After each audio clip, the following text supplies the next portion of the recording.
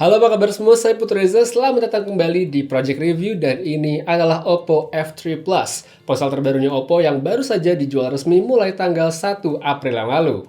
Dilihat dari tampilan luar, sebenarnya tidak banyak hal yang berubah jika dibandingkan versi ponsel Oppo lain yang sudah beredar terlebih dahulu. Desain masih terlihat familiar, begitu pula dengan material metal yang menutup seluruh bagian belakang perangkatnya. Hanya saja yang cukup kelihatan oleh saya adalah garis antena yang masing-masing menjadi 3 strip di bagian atas dan bawah, jadi bukan satu garis tebal seperti dulu. Soal build quality tentunya nggak perlu diragukan lagi karena Oppo F3 Plus terasa begitu solid. Namun seperti ponsel bermaterial metal pada umumnya, permukaannya juga menjadi agak licin, tapi bukan hal besar karena bisa disiasati dengan menggunakan case. Ukuran Oppo F3 Plus bisa dibilang besar karena mengusung layar 6 inch. Untuk pemakaian satu tangan, saya tidak menyarankannya, jadi lebih baik menggunakan kedua tangan saja.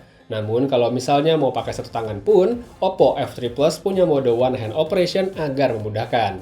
Lalu, melihat ke bagian lain dari desain, di samping kanan perangkat terdapat tombol power dan slot SIM card, sedangkan volume up and down ada di sisi kiri.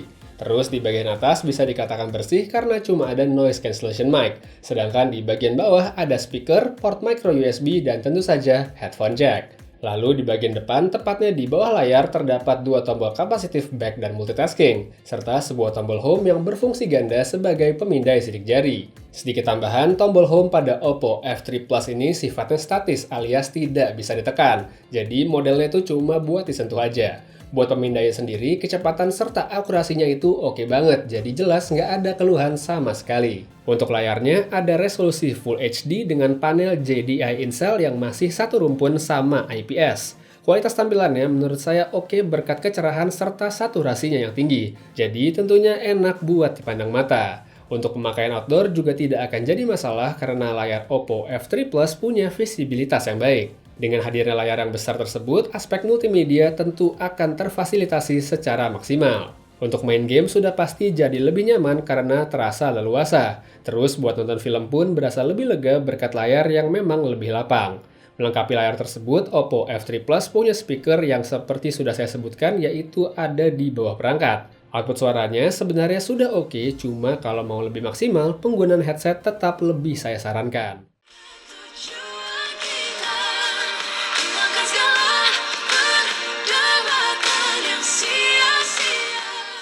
Memiliki layar yang menunjang multimedia tentu nggak lengkap rasanya kalau tidak ditopang spesifikasi mumpuni. Ditenagai Snapdragon 653 yang dikombinasikan RAM 4GB, kenyamanan pemakaian bukanlah hal yang perlu dipertanyakan. Mau dipakai dari aktivitas ringan atau berat sekalipun, ponsel ini bisa menjalankannya tanpa masalah. Jadi buat saya yang suka banget main game di HP, adanya layar besar plus performa yang bagus adalah kombinasi yang sangat menyenangkan. Sedikit soal software, Oppo F3 Plus berjalan pada sistem operasi Android Marshmallow yang dibungkus kustomisasi Color OS 3. Jika sebelumnya sudah pernah memakai ponsel Oppo, maka tampilan antarmuka yang ada tentunya akan terlihat familiar. Lalu di sektor baterai, Oppo menyematkan kapasitas 4000 mAh. Tergolong kecil untuk HP berukuran besar seperti ini dan sesungguhnya saya berharap lebih. Terus gimana performanya? Sejujurnya saya cukup kaget setelah menggunakannya selama 1 minggu terakhir. Dengan kapasitas yang ada plus ukuran layar besar berpanel non-AMOLED, Oppo F3 Plus ternyata bisa saya pakai seharian dalam intensitas yang tinggi. Meski saya nggak bisa memastikan berapa screen on time-nya karena memang informasi tersebut tidak bisa ditampilkan, namun estimasi saya ada di kisaran 5-5,5 jam untuk screen on time dan 17 jam untuk standby.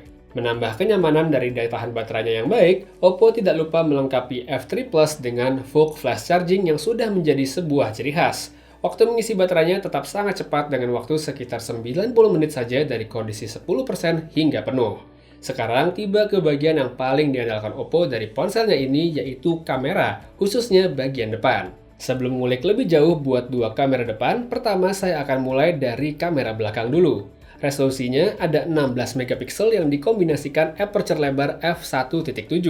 Tampilan antarmuka kamera tidak ada perubahan dibanding versi terdahulu, begitu pula pilihan modenya. Satu poin plus dari saya, mode manual yang ada punya pengaturan yang luas. Cuma satu saran saya, semoga di versi berikutnya bagian white balance bisa menyediakan opsi slider Kelvin. Buat hasilnya, foto yang diabadikan lewat kamera belakang Oppo F3 Plus sudah bisa dikategorikan bagus. Detailnya dapet, warnanya pun juga oke. Selain itu, hadirnya bukan lensa yang lebar juga membantu pada kondisi low light plus memungkinkan untuk mendapatkan depth of field yang oke.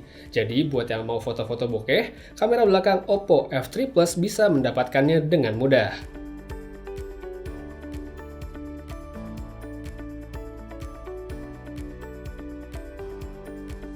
Next, ke bagian kamera depan, ponsel ini punya dua lensa berbeda, yaitu satu untuk mode portrait biasa dan satu lagi untuk wide angle. Sebagai pemegang titel selfie expert, hasil kamera depannya memang enggak mengecewakan. Foto selfie yang ditangkap hasilnya tajam dengan ton warna yang oke juga. Fungsi lensa wide-nya pun juga oke dan pas banget kalau mau dipakai selfie rame-rame atau ingin menonjolkan latar belakang.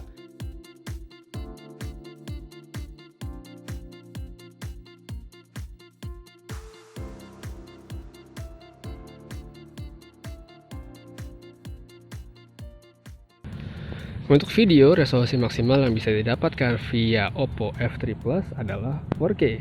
Buat kualitas sebenarnya udah oke, cuman dynamic range-nya aja yang agak kurang, seperti kebanyakan handphone lainnya juga. Terus nih autofocusnya juga hunting sih, agak hunting kadang-kadang. Jadi nyari fokusnya tuh cukup sering, dan apalagi ya. Sebenarnya itu aja, soal detail sebenarnya udah oke, jadi misalnya mau dipakai untuk vlogging, itu udah memadai lah menurut saya. Seperti ini misalnya, contohnya. Nah, kelihatan kan agak hunting fokusnya, tapi nggak, not bad sih, masih oke. Untuk kamera depan, resolusi maksimal untuk merekam video adalah Full HD 1080p.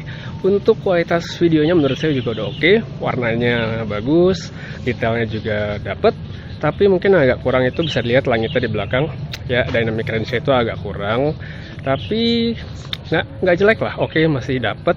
Terus yang oke-nya lagi, di Oppo F3 Plus ini waktu kamu merekam video pakai kamera depan, bisa milih juga untuk menggunakan lensa yang wide angle seperti ini. Nah, ini menggunakan kamera yang wide angle dari Oppo F3 Plus. Jadi selain menggunakan lensa portrait yang 16 megapiksel, kamu juga bisa menggunakan lensa 8 megapikselnya yang wide untuk digunakan video selfie seperti ini. Jadi misalnya kamu sedang traveling dan ada background yang pengen ditonjolin, kamu bisa menggunakan lensa tersebut untuk video. Asik ya?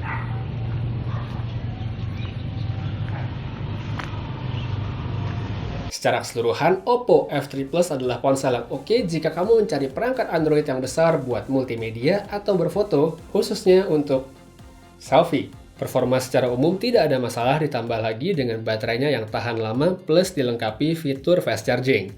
Untuk harganya sendiri, Oppo F3 Plus emang nggak bisa dibilang murah dengan bandrol di kisaran 6,5 juta rupiah. Namun jika kamu tertarik sama ponsel ini, langsung aja cek link yang ada pada kolom deskripsi di bawah. Baiklah, saya rasa itu aja untuk review Oppo F3 Plus. Terima kasih banyak udah nonton, dan jika kamu suka video ini, jangan lupa untuk klik like, subscribe, dan tentunya share juga. Saya Putra Reza pamit, dan sampai ketemu lagi di video selanjutnya. Have a nice day!